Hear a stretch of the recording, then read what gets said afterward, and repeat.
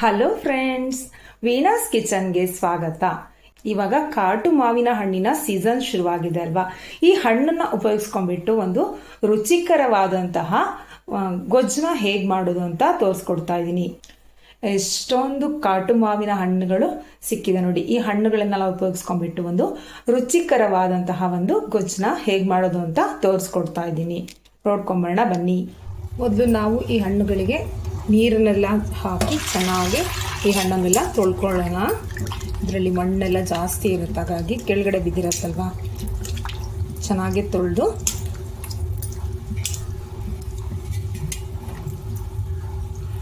ನೀರು ಹಾಕ್ಬಿಟ್ಟು ಚೆನ್ನಾಗಿ ತೊಳ್ಕೊಳ್ಳೋಣ. ತೊಳೆದಾಗಿ ಚೆನ್ನಾಗಿ ತೊಳ್ಕೊಂಡು ಬಂದಿದ್ದೀನಿ. ಇವಾಗ ಈ ತೊಟ್ಟಿನ ಭಾಗವನ್ನು, ಮಾವಿನ ಹಣ್ಣಿನ ತೊಟ್ಟಿನ ಭಾಗವನ್ನು ತೆಕ್ಕೊಂಡು ಒಂದು ಪಾತ್ರೆಗೆ ಹಾಕ್ಕೊಳ್ಳೋಣ.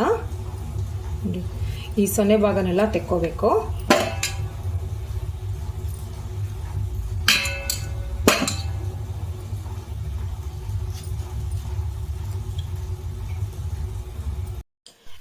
ಎಲ್ಲ ಮಾವಿನ ಹಣ್ಣಿನ ತೊಟ್ಟಿನ ಭಾಗವನ್ನು ತೆಕ್ಕೊಂಡಾಗಿದೆ. ಇದನ್ನು ನಾವು ಜಾಸ್ತಿ ಮಾವಿನ ಹಣ್ಣಿನ ಬೆಳೆಸ್ಬಿಟ್ಟು ಮಾಡ್ಕೊಳ್ಳುವಂಥ ಗೊಜ್ಜಿದು. ಇದಕ್ಕೆ ಮಾವಿನ ಹಣ್ಣನ್ನೇ ಜಾಸ್ತಿ ಹಾಕೊಳ್ತೀವಿ ನೋಡಿ. ಈ ಸಿಪ್ಪೆನೆಲ್ಲ ತೆಗೆದ್ಬಿಟ್ಟು ಗೊರಟನ್ ಮಾತ್ರ ಇವಾಗ ಬೇರೆ ಮಾಡ್ಕೊಳ್ಳೋಣ.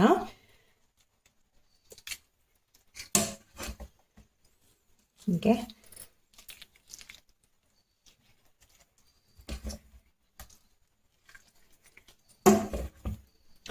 ಈ ಗೊಜ್ಜನ್ನ ಮಾಡಿಕೊಂಡ್ರೆ ಒಂದು 15 ದಿನ ತನಕ ಇಟ್ಕೊಂಡು ತಿನ್ಬೋದು, ಕೆಡೋದಿಲ್ಲ. ತುಂಬ ಅಂದರೆ ತುಂಬ ಟೇಸ್ಟಿಯಾಗೂ ಸಹ ಇರುತ್ತೆ.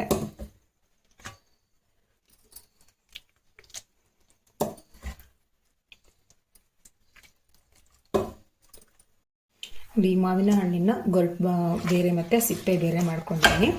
ಈ ಸಿಪ್ಪೆಗೆ ಇವಾಗ 1 ಲೋಟ ಪ್ರಮಾಣದಷ್ಟು ನೀರನ್ನ ಹಾಕ್ಕೊಳ್ಳೋಣ. ಹಾಕ್ಕೊಂಡು ಈ ಸಿಪ್ಪೆನ ಚೆನ್ನಾಗಿ ಕೈಯಲ್ಲೇ ಕೂಚ್ಕೋಬೇಕು.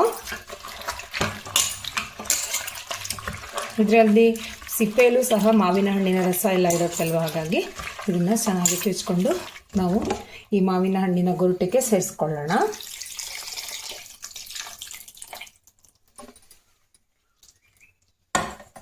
ಇವಾಗ ಈ ಗೊಜ್ಜಿಗೆ ಒಂದು ಮಸಾಲನ ರೆಡಿ ಮಾಡ್ಕೊಳ್ಳೋಣ. ಒಂದು ಅರ್ಧ ಚಮಚ ಆಗುವಷ್ಟು ಮೆಂತ್ಯ ಕಾಳನ್ನ ಹಾಕ್ತಾ ಇದ್ದೀನಿ. 3/4 ಚಮಚ ಜೀರಿಗೆನ ಹಾಕೊಳ್ತಾ ಇದ್ದೀನಿ. ಹಾಕ್ಕೊಂಡು ಸಣ್ಣ ಊರಿನಲ್ಲಿ ಸ್ವಲ್ಪ ಮೆಂತೆ ಮತ್ತು ಜೀರಿಗೆ ಕೆಂಪಾಗೋ ತನಕ ಕುಟ್ಕೊಳ್ಳೋಣ.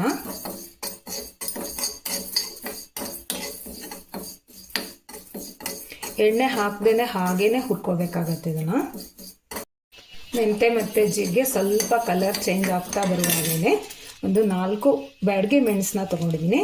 ಇದನ್ನು ಕಟ್ ಮಾಡಿಬಿಟ್ಟು ಇದಕ್ಕೆ ಸೇರಿಸ್ಕೊಳ್ಳೋಣ.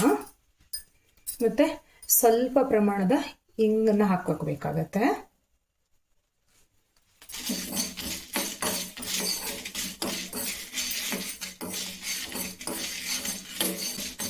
ಜೀರಿಗೆ ಮತ್ತು ಮೆಂತೆ ಹಾಕೋದ್ರಿಂದ ಈ ಗೊಜ್ಜು ತುಂಬ ಅಂದರೆ ತುಂಬ ಪರಿಮಳ ಬರುತ್ತೆ ಮತ್ತು ರುಚಿಯೂ ಸಹ ತುಂಬಾ ಚೆನ್ನಾಗಾಗುತ್ತೆ.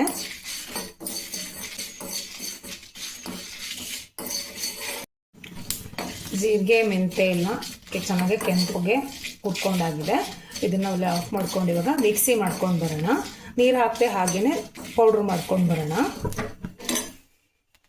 ಇವಾಗ ರೆಡಿ ಮಾಡಿಟ್ಕೊಂಡಂತಹ ಮಾವಿನ ಹಣ್ಣಿನ ಗೊರಟು ಮತ್ತು ರಸನ ನಾವು ಹಿಂಗೆ ಬೇಯಿಸ್ಕೊಳ್ಳೋಣ. ಒಲೆ ಹಚ್ಕೊಂಡ್ಬಿಟ್ಟು ಇದನ್ನು ಕುದಿಸ್ಕೊಳ್ಳೋಣ ಚೆನ್ನಾಗೆ. ಈಗ 1 ಚಮಚ ಆಗುವಷ್ಟು ಜೋನಿ ಬೆಲ್ಲನ ಹಾಕ್ತಾ ಇದ್ದೀನಿ ಇದಕ್ಕೆ. ಮತ್ತು ರುಚಿಗೆ ತಕ್ಕಷ್ಟು ಉಪ್ಪನ್ನು ಹಾಕ್ಕೊಳ್ತಾ ಇದ್ದೀನಿ.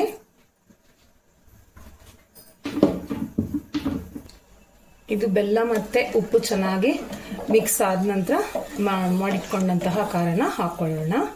ಈಗ ಬೆಲ್ಲ ಮತ್ತು ಉಪ್ಪು ಚೆನ್ನಾಗಿ ಕುದಿಬೇಕು.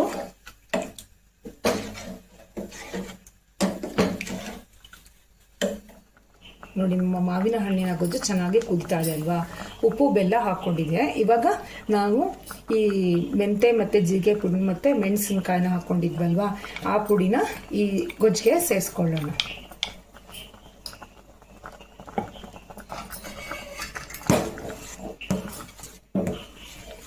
ಇವಾಗ ಚೆನ್ನಾಗಿ ಮತ್ತೊಂದು ಸಲ ಈ ಗೊಜ್ಜನ್ನ ಕುದಿಸ್ಕೊಳ್ಳೋಣ.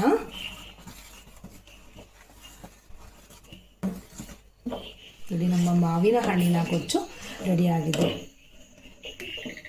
ಈ ಗೊಜ್ಜನ್ನ ಅನ್ನಕ್ಕೆ ಹಾಕೊಂಡು ತಿಂತಾ ಇದ್ರೆ ಲೊಟ್ಟೆ ಹುಡ್ಕೊಂಡು ತಿನ್ಬೇಕು, ಅಷ್ಟೊಂದು ರುಚಿಕರವಾಗಿರುತ್ತೆ. ಮತ್ತೇಕೆ ತಡ, ನೀವು ಸಹ ಒಮ್ಮೆ ಈ ಗೊಜ್ಜನ್ನ ಟ್ರೈ ಮಾಡಿ. ಹೇಗಾಯಿತು ಅಂತ ನನಗೆ ಕಾಮೆಂಟ್ನಲ್ಲಿ ತಿಳಿಸಿ.